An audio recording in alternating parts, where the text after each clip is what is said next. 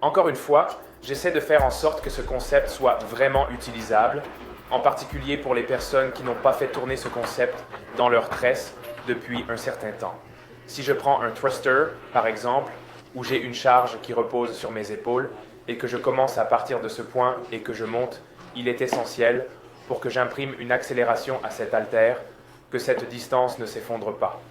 Donc, si j'ai une force que je peux générer par mes hanches qui remontent, si cette ligne médiane s'effondre tout au long du processus, par définition, je n'entraîne pas l'haltère de manière optimale. Est-ce exact? Et vous êtes ici. Je monte avec la charge qui travaille ici. Personne ne devrait se donner la peine d'essayer de me dire que s'il y avait des capteurs sur cette ligne ici, sur cette tige, que vous n'auriez pas comme ça, comme vous venez, que nous n'allons pas trouver une certaine force sur elle. C'est un fait qu'une agitation sur cette ligne médiane est une dépense d'énergie pour laquelle il n'y a pas d'application productive de la force, et cela équivaut à un temps plus lent. Parce qu'en fait, vous travaillez plus dur sans rien faire. Ou autre chose, c'est exact. Quel rôle joue cette ligne médiane dans les mouvements fonctionnels dans sa transmission? Transmission de la force. Mais je veux que la balle aille vite. Elle doit passer par cette structure. Vous savez, et c'est ce qu'elle a fait, et dans un sens, je suis ancré ici dans l'activité de la chaîne fermée. Je génère tellement de puissance et d'activité à partir d'ici. J'ai des bras ici, avec une petite balle dedans. Vous savez, je veux dire, c'est un peu comme un costume, sentir cette force ici, et nous avons été un peu dégénérés ici.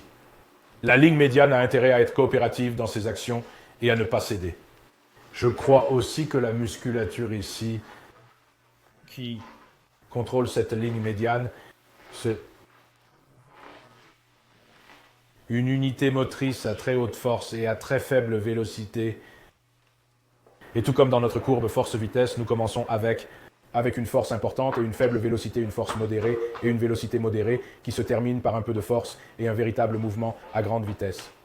Et c'est le domaine de la ligne médiane et de la stabilisation de la ligne médiane. C'est vraiment la clé. L'énorme contraction, l'énorme mouvement réel contre lequel le travail est effectué. En fait, si vous essayez de pousser un camion, par exemple, qui est coincé, vous pousserez très fort et il y aura très peu de... C'est bien, c'est out of gear. Au tout début, il y a beaucoup de force, mais pas de vitesse. Ensuite, nous commençons à prendre de l'élan, à aller plus vite, et la pression contre le pare-choc du camion diminue un peu. C'est ainsi que... Ils apportent une balance à l'arrière. Le poids réel sur la balance diminue au fur et à mesure que la vitesse du camion augmente. Ce que vous dites ici, c'est que la ligne médiane, qui n'est pas un mécanisme contractile à haute vitesse, est en fait un mécanisme de stabilisation. Elle est capable de force. C'est énorme. Ils ont recouplé avec la vitesse serait... Ouais, potentiellement toute ma théorie destructive de ceci. C'est vrai. Je ne pense pas qu'une fois que l'on a compris ce qu'est cette chose, ce qu'est son rôle critique pour la conduction des données, vous savez le mouvement.